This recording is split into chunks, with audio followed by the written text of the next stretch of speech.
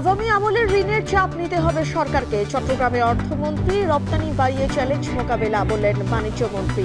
ছুটির দিনে এলাকায় মন্ত্রী প্রতিমন্ত্রীরা।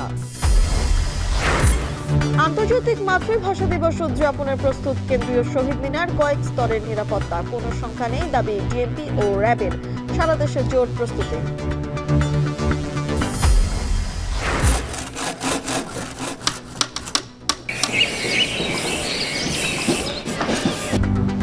কড়া নাড়ছে অমর একুশে বইমেলা। সোহরাওয়ার্দী উদ্যানের শেষ সময়ের ব্যস্ততা, রোজায় পাঠক সমাগম নিয়ে অনিশ্চয়তা।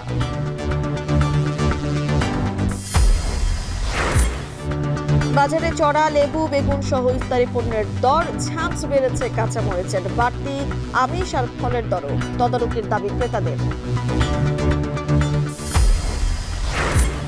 এবং আগামী 10 দিনের মধ্যে চুক্তিতে না আসলে ইরানে হামলার হুমকি ডোনাল্ড ট্রাম্পের। পাল্টা জবাব দিতে প্রস্তুত তেহরানও।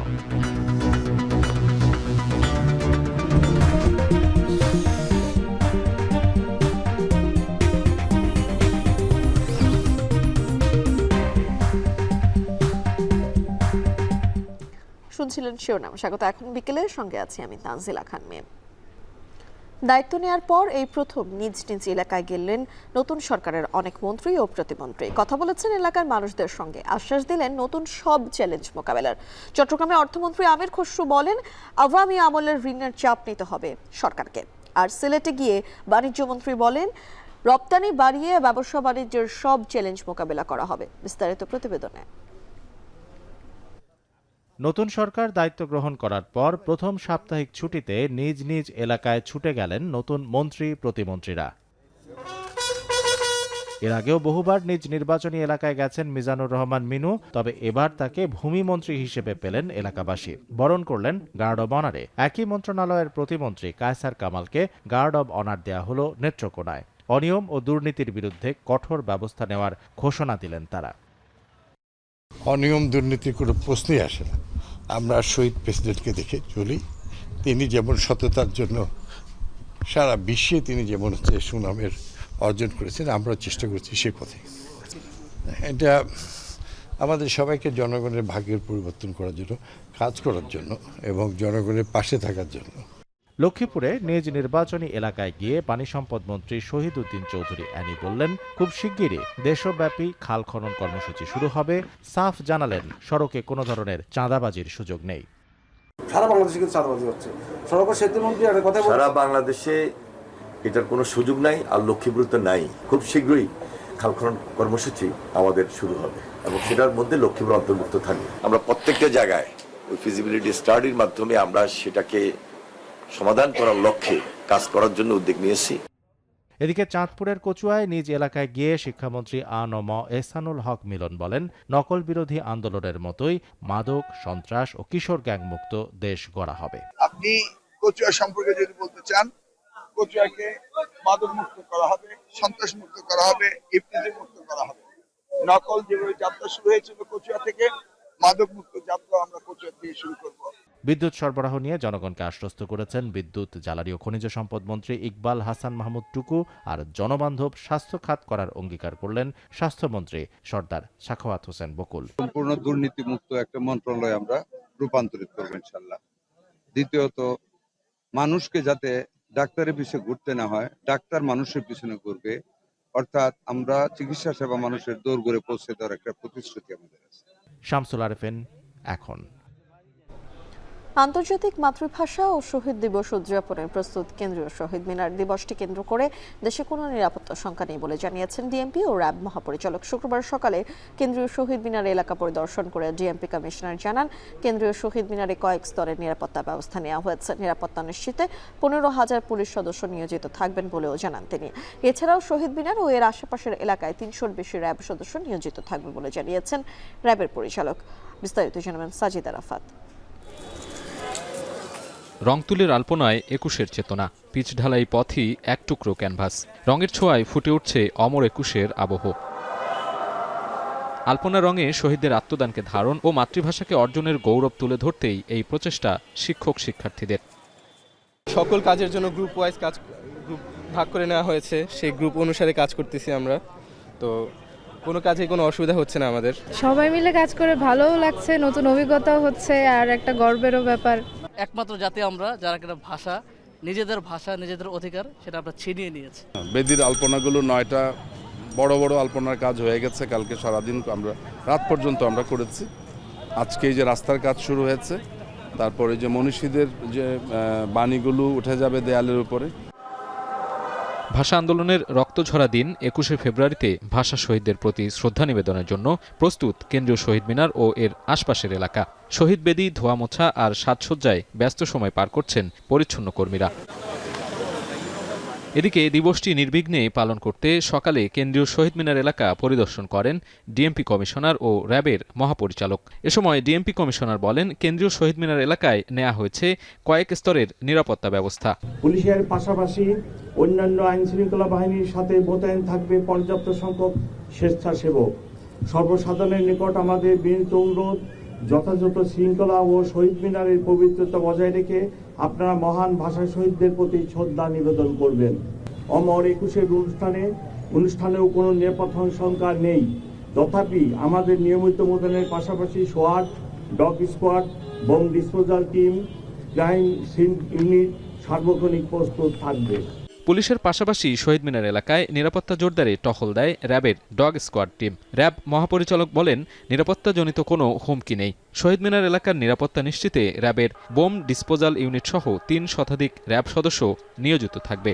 যে পরিমাণ নিরাপত্তা ব্যবস্থা আমরা গ্রহণ করেছি, তা আমরা নিরাপত্তার সাথে নিরাপদে এই অনুষ্ঠানটি সম্পন্ন করতে পারবো। এবং পাশাপাশি আমরা সারা দেশব্যাপী, আপনারা জানেন যে ভাষা শহীদদের প্রতি গভীর শ্রদ্ধা নিবেদন করা হয়, তা আমরা সারা দেশেই আমরা পর্যাপ্ত নিরাপত্তা ব্যবস্থা গ্রহণ করেছি।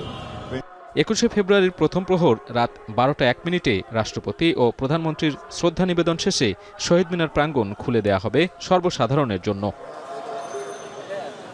সাজিদ আরাফাত, এখন, ঢাকা। আগামীকাল আন্তর্জাতিক মাতৃভাষা দিবস উপলক্ষে প্রস্তুত কেন্দ্রীয় শহীদ মিনার।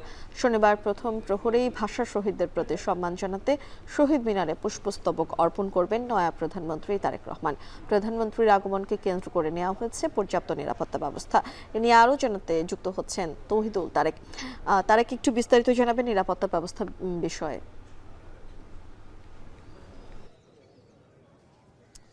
মিম, যে বিষয়টি আপনি উল্লেখ করেছেন যে নয়া প্রধানমন্ত্রী কিন্তু শনিবার প্রথম প্রহরে, তার মানে 12টা 1 মিনিটে এখানে পুষ্পস্তবক অর্পণ করবেন ভাষা শহীদদের প্রতি। এবং এই শহীদ মিনারটিকে কিন্তু আমরা দেখেছি যে নিরাপত্তা চাদর, সেই নিরাপত্তা চাদরে বিছিয়ে দেওয়া হয়েছে। আজ সকালেই কিন্তু র্যাবের যিনি মহাপরিদর্শক রয়েছেন, তিনি কিন্তু আমাদের জানিয়েছেন যে কয়েক স্তরের নিরাপত্তা ব্যবস্থা এখানে নেওয়া হয়েছে। আইন শৃঙ্খলা রক্ষাকারী বাহিনীর বিভিন্ন গ্রুপ যারা রয়েছেন, র্যাব থেকে শুরু করে পুলিশ, আমরা কিন্তু সেনাবাহিনীর টহল টিমও এখানে দেখেছি। এবং তিনি জানিয়েছেন যে সম্পূর্ণ প্রস্তুতি এখানে নেওয়া হয়েছে। এখানে যে বোম ডিসপোজাল যে টিমটি রয়েছে এবং একই সাথে যে ডগ স্কোয়াড থাকে, তারা সকলেই কিন্তু এইখানে যে সুইপিংটি করা হয় সেই সুইপিং সম্পন্ন করেছে। আমরা এটাও দেখেছি যে কেন্দ্রীয় শহীদ মিনারের ঠিক পূর্ব পাশে কিন্তু প্রত্যেকটি বাহিনীরই এক একটি করে বুথ তৈরি করা হয়েছে এবং সেই বুথে কিন্তু নিরাপত্তা বাহিনীর সদস্যরা অবস্থান করবেন। এবং চারদিকে এখানে জনসাধারণের যে প্রবেশ, সেই প্রবেশ কিন্তু আমরা দেখেছি যে বেশ সংক্ষিপ্ত করা হয়েছে। চারিদিকেই আমরা ব্যারিকেড দেখেছি, সহজেই মানুষ এখানে এই মুহূর্তে ঢুকতে পারছে না। আপনি জানেন যে আগামীকাল আন্তর্জাতিক মাতৃভাষা দিবস, যে দিবসটিকে কেন্দ্র করে শুধু সরকারি দলই নয়, বিরোধী দল এবং অন্যান্য যে সংগঠন, অর্গানাইজেশনগুলো রয়েছে, তারা সকলেই কিন্তু ভাষা শহীদদের সম্মান জানাতে এখানে আসেন এবং পুষ্পস্তবক অর্পণ করে যান। সেই বিষয়টিকে লক্ষ্য করেই কিন্তু আমরা দেখতে পাচ্ছি যে এখানে সেই নিরাপত্তা ব্যবস্থা নেওয়া হয়েছে। আরেকটু যদি আপনাদেরকে উল্লেখ করি যে প্রতি বছরই কিন্তু 21শে ফেব্রুয়ারি এবং 21শে ফেব্রুয়ারিকে কেন্দ্র করে কিন্তু এখানে যে আলপনা আঁকা হয়, সেই আলপনা কিন্তু এখনো আঁকা চলছে, পুরোপুরি এখনো সম্পন্ন হয়নি। আমরা দেখেছি ব্যাপক উৎসাহ উদ্দীপনা নিয়ে শিল্পীরা এখানে তাদের যে আলপনা, সেই আলপনা তারা আঁকছেন। গত বছর আপনি জানেন যে দেশ একটি অস্থিতিশীল অবস্থার মধ্যে দিয়ে যাচ্ছিল, নানা প্রতিবন্ধকতার মধ্য দিয়েছিল, কিন্তু এবার যেহেতু একটি সরকার এসেছে, দায়িত্ব নিয়েছে, সেই জায়গা থেকে কিন্তু আমরা দেখেছি যে সেই স্বস্তির স্বস্তির যেই প্রস্তুতি, সেই প্রস্তুতি উদযাপনের যে প্রস্তুতি সেটি আমরা দেখতে পাচ্ছি। এই ছিল আমার কাছে সবশেষ। তবে আরেকটি বিষয় উল্লেখ করতে চাই যে এখানে কিন্তু আমরা বেশ কিছুক্ষণ আগে আমরা দেখেছি যে বিরোধী দলের অনেকেই কিন্তু এসেছেন, এখানের যে পরিবেশ তারা পর্যবেক্ষণ করে গেছেন। তো আশা করা যাচ্ছে যে আগামীকাল সুষ্ঠু পরিবেশে এখানে একটি আন্তর্জাতিক মাতৃভাষা দিবসটি উদযাপন করা সম্ভব হবে। এই ছিল আমার কাছে সবশেষ। কেন্দ্রীয় শহীদ মিনার থেকে সরাসরি যুক্ত হয়েছিলেন সহকর্মী তৌহিদুল তারেক। প্রকাশক ঐক্য ঈদের পর মেলা আয়োজনের দাবি জানালেও মন্ত্রণালয়ের সাথে সমঝোতায় 25 ফেব্রুয়ারি শুরু হচ্ছে 21শে বইমেলা। এতে অংশ নিতে প্রকাশকদের স্টল বরাদ্দের ফি মওকুফ করেছে কর্তৃপক্ষ। তবে রোজার মধ্যে মেলা হওয়ায় বই বিক্রি কম হবে এমন দাবি করে ক্ষতির শঙ্কা জানিয়েছেন প্রকাশকরা। হোসেন জাহিদের প্রতিবেদন। সূর্য সহধর্মী ফাল্গুন চৈত্র পেরিয়ে দীর্ঘ 24 বছর ধরে বইমেলার স্মৃতি বয়ে বেড়ান সাইফুল্লাহ নবীন নামের এই প্রবীণ। এবছর মেলা গড়াচ্ছে ফেব্রুয়ারির শেষ সপ্তাহে। তবে ভাটা পড়েনি নবীনের মেলা গোছানোর কাজে। বাঁশ ও কাঠের ফ্রেমে হাতুড়ি করাতের আঘাতে নান্দনিক নকশায় রূপ নিচ্ছে এক একটা স্টল। এসব ঘিরেই এখন বাংলা একাডেমি ও সোহরাওয়ার্দী উদ্যান জুড়ে কর্মব্যস্ততা। তবে টানাপোড়েন বাংলাবাজার বইয়ের মার্কেটে। একে তো রোজার মধ্যে মেলা, তার উপর তা গড়াবে মার্চের 15 তারিখ পর্যন্ত। মেলায় পাঠক সমাগম কেমন হবে তা নিয়ে চিন্তার ভাঁজ প্রকাশকদের চোখে মুখে। রোজা আসলে পাঠকরা রোজা যাবে না কেন, ধরেন সবাই রোজা রাখবে, ইফতারের জন্য বাসায় চলে যাবে। এই অল্প সময়ের মধ্যে বই প্রকাশ করা কঠিন। হয়তো যেগুলো পাইপলাইনে ছিল কিছু কিছু বই প্রকাশিত হবে, তারপরে অনেকেই সমস্যায় পড়বেন, তার অর্থনীতি একটা বড় ব্যাপার।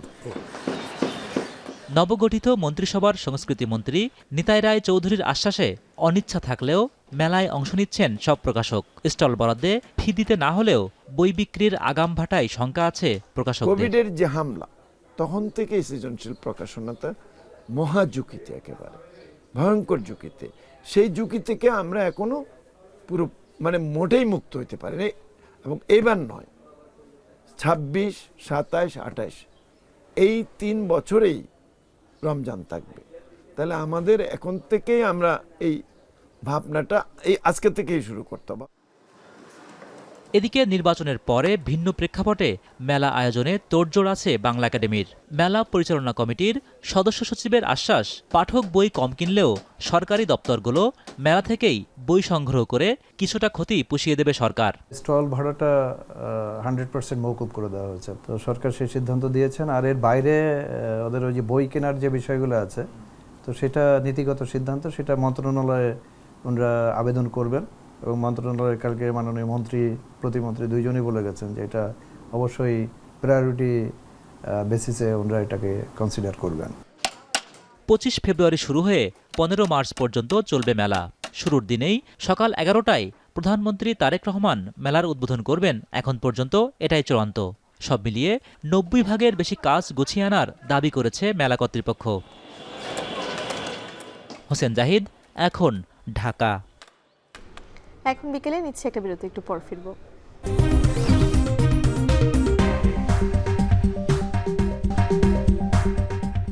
বিরতির পর ফিরে এলাম এখন বিকেলে।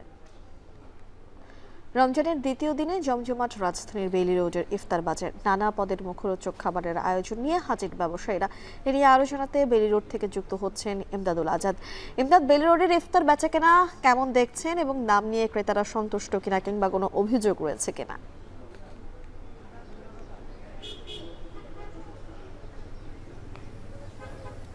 আমি বেইলি রোড সাধারণত বিভিন্ন ধরনের খাবারের দোকান এবং নামকরা কিছু রেস্টুরেন্টের জন্য আগে থেকেই বেশ বিখ্যাত। আমার ঠিক পেছনে এখন যেটা দেখতে পাচ্ছেন, আমি যেখানে আছি, যে এখানে বিভিন্ন ধরনের রেস্টুরেন্ট তাদের দোকানের সামনে অস্থায়ীভাবে স্টল তৈরি করেছেন ইফতার সামগ্রী বিক্রির জন্য। এখানে আমরা সময় যত গড়াচ্ছে, ভিড়ও বেশ আমরা ভালো ভিড় লক্ষ্য করছি। একটির পর একটি চেয়ার সাজিয়ে তারা নানান ধরনের ইফতার সামগ্রী, মুখরোচক ইফতার সামগ্রী এখানে বিক্রি করছেন।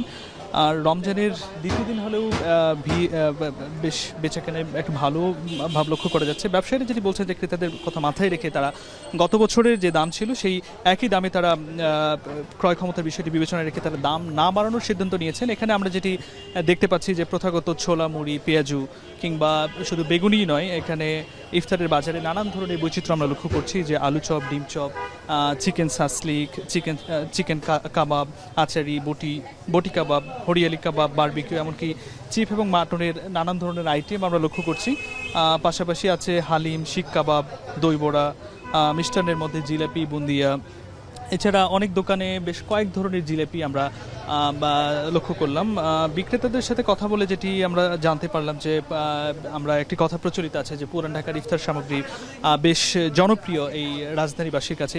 তবে বিক্রেতারা যেটি বলছেন যে পুরান ঢাকার একই স্বাদের ইফতার তারা বেলি রোডেও দিচ্ছেন, এবং যেটি আরও মানসম্মত এবং সুস্বাদু।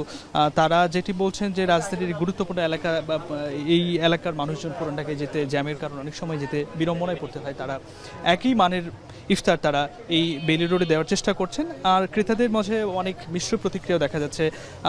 কিছু কিছু ক্রেতা যেটি বলছেন যে তারা ঘরের তৈরি ইফতার সামগ্রী পছন্দ করেন, তবে কিছু কিছু আইটেম রয়েছে যেমন হালিম কিংবা দই বড়া কিংবা কাবাব, এই আইটেমগুলো তারা বাইরে থেকে কিনতে পছন্দ করেন, এবং তারা এই অস্থায়ী স্টল যে সামগ্রীগুলো রয়েছে এখান থেকে তারা কিনছেন। এবং স্বাস্থ্যবিধির বিষয়টিও এখানে বেশ গুরুত্ব পাচ্ছে। আমরা এখানে দেখতে পাচ্ছি যে প্রত্যেকেই মাস্ক পরিহিত অবস্থায় রয়েছে। তো মিম, এখন বিকেল গড়ানোর সাথে সাথে এখানে বেশ আমরা ভিড় লক্ষ্য করছি। দোকানিরা যেটি জানাচ্ছেন যে ইফতারের ঠিক আগ মুহূর্তে এই প্রত্যেকটি দোকানের সামনে বেশ দীর্ঘ লাইন দেখা যায়। আমরা হয়তো বা কিছুক্ষণ পরে আবারও জানাতে পারবো। এখানে আমরা এখন পর্যন্ত বেশ ভিড় লক্ষ্য করলাম। বেলি রোডের ইফতার বাজার সম্পর্কে বিস্তারিত জানাচ্ছিলেন ইমদাদুল আজাদ। ফেনীতে হোটেল রেস্তোরাঁগুলোতে জমে উঠেছে বাহারি ইফতারের আয়োজন। দুপুর থেকেই শুরু হয় কেনাবেচা। ক্রেতারা বলছেন গেল বছরের চাইতে এবছর সব আইটেমের দাম বাড়তি। এ নিয়ে আরও জানাতে ফেনী শহরের শহীদুল্লাহ কায়সার সড়ক থেকে যুক্ত হচ্ছেন সোলাইমান ডালিম। ডালিম, শহরে ইফতারের আয়োজন কেমন দেখছেন?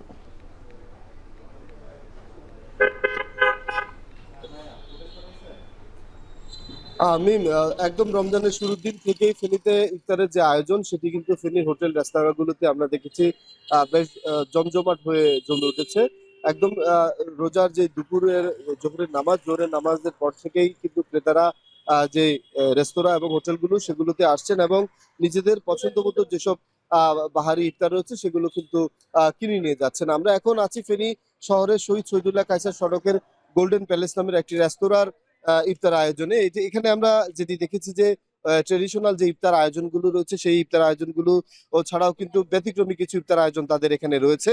আমরা দেখেছি যে এখানে সোলা মশলা বিক্রি হচ্ছে প্রতি কেজি 350 টাকায়, বিফ তেহারি বিক্রি হচ্ছে 250 টাকায়, চিকেন তেহারি বক্স বিক্রি হচ্ছে 190 টাকা এবং চিকেন বিরিয়ানি বিক্রি হচ্ছে 250 টাকা। এছাড়াও হোল ল্যাম্ব রোস্ট বিক্রি হচ্ছে 1800 টাকা। এছাড়াও গতানুগতিক যেসব ইফতার আইটেম রয়েছে আমরা দেখেছি যে এই রেস্তোরাঁ সহ অন্যান্য যেসব রেস্তোরাঁ রয়েছে সেখানে স্পেশাল পেঁয়াজু প্রতি পিস বিক্রি হচ্ছে 10 টাকায়, বেগুনি পিস 10 টাকায়, আলু চপ 10 টাকা এবং ডিম চপ বিক্রি হচ্ছে 15 টাকায়, ভেজিটেবল পাকোড়া বিক্রি হচ্ছে 10 টাকায়, চিকেন পাকোড়া বিক্রি হচ্ছে 20 টাকায়, ফিশ ফিঙ্গার বিক্রি হচ্ছে 30 টাকা এবং অন্থর বিক্রি হচ্ছে 30 টাকায়।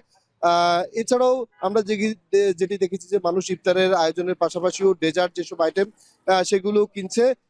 দেখেছি যে আমরা বিভিন্ন প্রজাতির জিলাপি রয়েছে। রেশমি জিলাপি এখানে বিক্রি হচ্ছে যে 520 টাকায়, স্পেশাল জিলাপি বিক্রি হচ্ছে 300 টাকায় 500 গ্রাম। এছাড়াও ফালুদা বিক্রি হচ্ছে 250 গ্রাম 180 টাকায়, গাজরের হালুয়া বিক্রি হচ্ছে 500 গ্রাম 300 টাকায়। এছাড়াও শাহি মালাই ব্রেড বিক্রি হচ্ছে 250 টাকায়, ফিরনি বিক্রি হচ্ছে 350 টাকার মধ্যে। আমরা দেখেছি যে বিক্রেতারা যেমনটি বলছেন যে ক্রেতাদের মধ্যে যে উচ্ছ্বাস ইফতার আয়োজন কেনার জন্য সেটি কিন্তু বিকেল থেকে শুরু হয়। এই বিষয়টিকে কেন্দ্র করেই কিন্তু তারা বিভিন্ন ধরনের আয়োজন করছেন। ক্রেতারা যেটি বলছেন অন্যান্য বছরের চাইতে বিশেষ করে গত বছর দাম তো এটি ছিল, এই বছর দাম কিছুটা বেশি, তবে বিক্রেতারা বলছেন পণ্যের দাম বেশি হওয়ার কারণে কিছুটা দাম বাড়াতে হয়েছে। এ ছিল ফেনী থেকে আমাদের কাছে সর্বশেষ। ফেনী থেকে যুক্ত হয়েছিলেন সোলাইমান ডালিম। রমজানের দ্বিতীয় দিনে অস্থিতিশীল কাঁচা পণ্যের বাজার। চড়া লেবু, বেগুন সহ বেশিরভাগ ইফতারি পণ্যের দর। ক্রেতাদের অভিযোগ কার্যকর নজরদারির অভাবেই এমন দর বৃদ্ধি, যদিও সরবরাহ কম থাকার অজুহাত ব্যবসায়ীদের। মাহবুব হাসান রিপনের প্রতিবেদন। সংযমের মাসে যেন অসংযমী নিত্যপণ্যের বাজার। হঠাৎ কিছু পণ্যের দাম বৃদ্ধি নিয়ে অস্বস্তিতে ক্রেতারা। রমজানের দ্বিতীয় দিনেও শসা, টমেটো, গাজর, ফুলকপি কিনতে হচ্ছে প্রথম রোজার মতোই বাড়তি দামে। দিনের ব্যবধানে কাঁচামরিচের ঝাল বেড়েছে কেজিতে 50 থেকে 100 টাকা। মানভেদে বেগুন 80 থেকে 120 টাকা, কোনো কোনো বাজারে তা ছুঁয়েছে 140 টাকা। এদিকে পেঁয়াজের দাম কিছুটা বাড়ার পাশাপাশি আমদানি করা রসুনের দাম কেজিতে বেড়েছে প্রায় 50 টাকা। কাঁচামরিচ কিনলাম 100 টাকা, আজকে কেজি 200 টাকা, মানে একদিনে আপনি 24 ঘন্টা 200 টাকা এলো। বড় রসুনটা বেচতেছি 220 টাকা, আর দেশি রসুনটা বেচতেছি 100 টাকা, আর পেঁয়াজ পাল্লা বেচতেছি 250 টাকা। দাম বাড়েনি, আদা রসুন দাম মানে আগের মতোই সেম রয়েছে। আমিষের বাজারেও চাপ স্পষ্ট। রমজানের আগে 160 থেকে 170 টাকায় পাওয়া ব্রয়লার মুরগি এখন বিক্রি হচ্ছে 200 থেকে 220 টাকায়। সোনালী মুরগির দাম কেজিতে বেড়ে দাঁড়িয়েছে 320 থেকে 350 টাকা। মাছের বাজারে রুই 220 থেকে 320 টাকা কেজি, আর ওজন ভেদে ইলিশের কেজি ছুঁয়েছে 1700 থেকে 2200 টাকা পর্যন্ত। সোনালিটা 330 টাকা চাইছে, আর ওইটা লালটা হলো 280 টাকা। মহাখালী বাজারে মাছের দাম, সকল প্রকার মাছের দাম, সবজির দাম, সবকিছুর দামই বৃদ্ধি। বর্তমান সরকার জোরকালে এটা ফলের বাজারেও টের পাওয়া যাচ্ছে রমজানের আঁচ।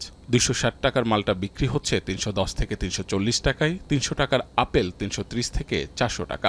দেশি ফলের মধ্যে কলার দাম ডজনে বেড়েছে 30 থেকে 60 টাকা, আর খেজুরের বাজার 400 টাকা কেজি থেকে শুরু হয়ে মানভেদে উঠেছে 700 থেকে 1400 টাকা পর্যন্ত।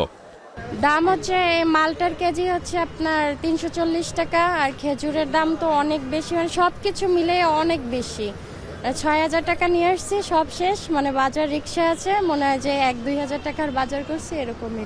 আমি বেশি দামে কাঁচামাল দেখেন, আজকে একদম বিঘে, কালকে একদম বিঘে, মানে এটা যত আমদানি হবে তত দাম স্থিতিশীল থাকবে। আমদানি কম হবে, দাম 1 টাকাটা 2 টাকা হবে।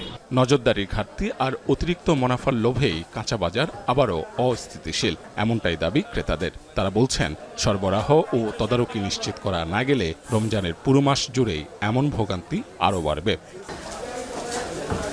মাহবুব হাসান রিপন, এখন ঢাকা।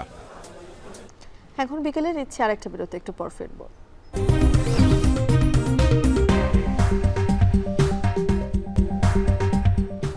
বিরতির পর ফিরে এলাম।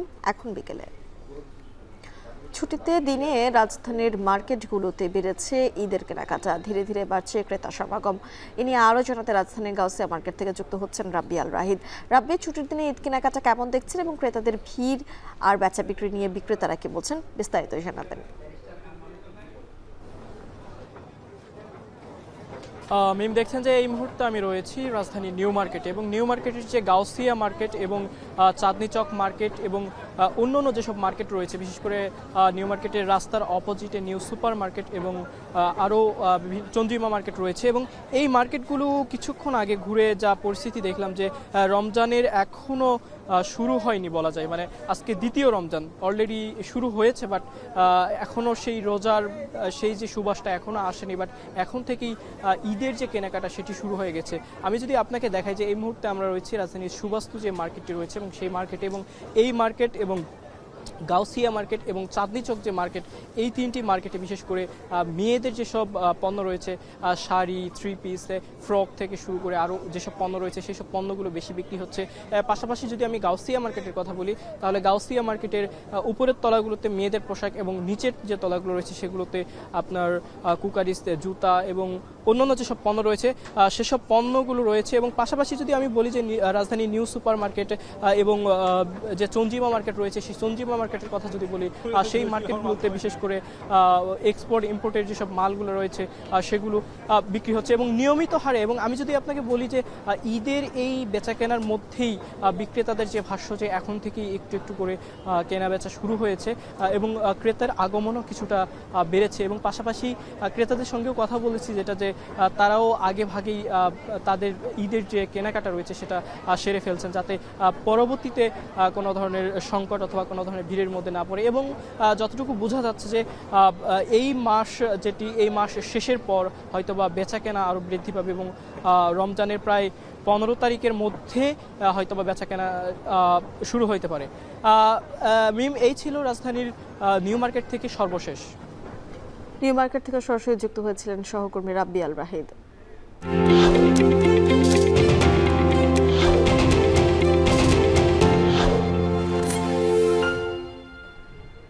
রোজের শুরুতেই হাওড়ের জেলা সুনামগঞ্জে বেড়েছে প্রসাধনী বিক্রির দোকানগুলোতে বাড়ছে ক্রেতাদের ভিড়। ক্রেতাদের পছন্দ হিসেবে পরিচিতি পেয়েছে দেশীয় পণ্যের ব্র্যান্ড মমতাজ।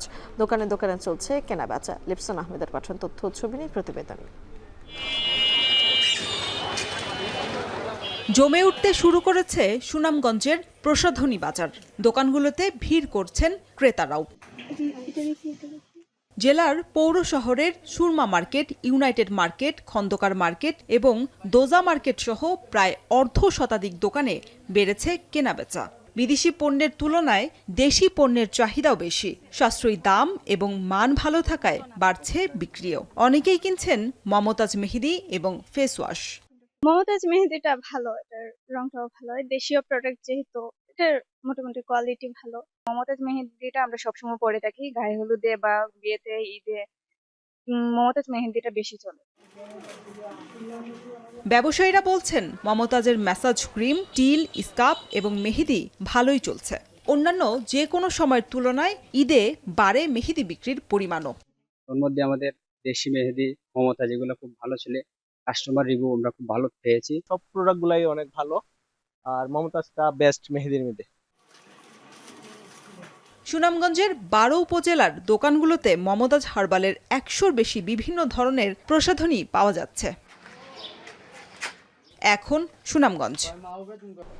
পরমাণু ইস্যুতে চুক্তিতে আসার জন্য ইরানকে 10 থেকে 15 দিনের সময় বেঁধে দিয়েছেন ট্রাম্প। এরপর যে কোনো সময় হামলা চালানোর হুঁশিয়ারি দিয়ে রেখেছে যুক্তরাষ্ট্র। তবে হুমকিতে দমে না গিয়ে হামলার পাল্টা জবাব দিতে প্রস্তুত বলে জানিয়েছে ইরান। বিস্তারিত জানাচ্ছেন শাহানা জাহান। মার্কিন প্রেসিডেন্ট ডোনাল্ড ট্রাম্পের উদ্যোগে গঠিত বোর্ড অফ পিসের প্রথম শীর্ষ সম্মেলন, যেখানে যোগ দেয় 20 দেশের প্রতিনিধিরা। প্রথম বৈঠকেই ট্রাম্প স্পষ্ট জানিয়েছেন ইরানকে অবশ্যই পরমাণু অস্ত্র তৈরির পথ ছাড়তে হবে, নতুবা পরিস্থিতি খুব খারাপ হবে। তিনি বলেন তেহরানের সাথে আলোচনা সঠিক পথেই এগোচ্ছে, তবে যে কোনো চুক্তির ক্ষেত্রে সেটিকে অবশ্যই অর্থবহ করতে হবে। It's going to be unfortunate for them. I would think that would be enough time, 10-15 days, pretty much maximum. এর আগের দিন যুক্তরাষ্ট্রের সাথে ইরানের বৈঠক হয়। পরে ইরানের পররাষ্ট্রমন্ত্রী আব্বাস আরাকচি জানান যে তারা একটি চুক্তির কাছাকাছি পৌঁছেছেন, তবে ইরান শুধু তাদের পারমাণবিক কর্মসূচি কমানোর বিষয়ে আলোচনা করতে রাজি, কোনোভাবেই ইউরেনিয়াম সমৃদ্ধকরণ পুরোপুরি বন্ধ করবে না। Iran has consistently pursued a strategy aimed at the peaceful use of nuclear energy, while demonstrating readiness to address any concerns regarding the nature of its nuclear program and to ensure its exclusively peaceful character. এদিকে উল্টো হুঁশিয়ারি দিয়ে ইরানের সর্বোচ্চ নেতা Ayatollah আল Khamenei বলেছেন সামরিক হামলা হলে মধ্যপ্রাচ্যে যুক্তরাষ্ট্রের সমস্ত ঘাঁটি এবং সম্পদ লক্ষ্যবস্তু করা হবে। জাতিসংঘে দেয়া এক চিঠিতে এ কথাই হুমকি দেন খামিনি। তেহরান বলছে তারা কোনো যুদ্ধ চায় না এবং নিজে থেকে কোনো যুদ্ধ শুরুও করবে না, তবে আক্রান্ত হলে আত্মরক্ষায় কঠোর জবাব দেয়া হবে।